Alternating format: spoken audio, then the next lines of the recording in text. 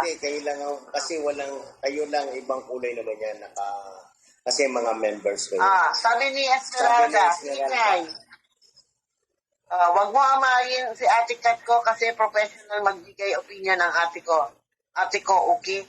Sino si Kati 7-Eleven? Sino ko inaway sa Kati 7-Eleven? Hindi ko inaway si Kati 7-Eleven. Si Kati Ito ang kapapangalan dyan.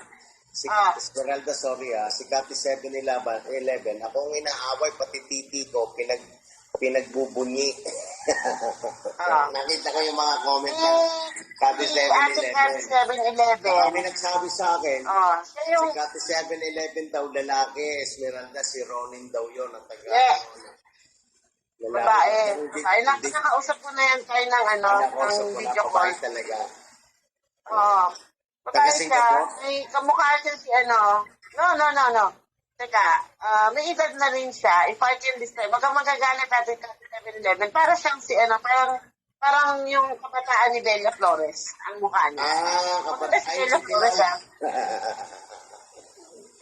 Parang ganon. Ang sasama ng comment niya sa akin. Oo. Yung pala, damat talaga? Oo, ang sasama Ngayon, ganito. Ang story ni Kati 11. Ikukwento ko lang kaya, para marinig din ang lahat. Si Kati 7-Eleven, wala kaming away niyan, in-interview ko yan ng mga panahon na nag-aantay ako. Ngayon, sa kanya nanggaling yung kwento na yung kanyang asawa daw ay nakasama sa casino ni FLM. At yun nga, gano'n, na nautangan daw ng 300. Yun ang kwento niya. Resibo.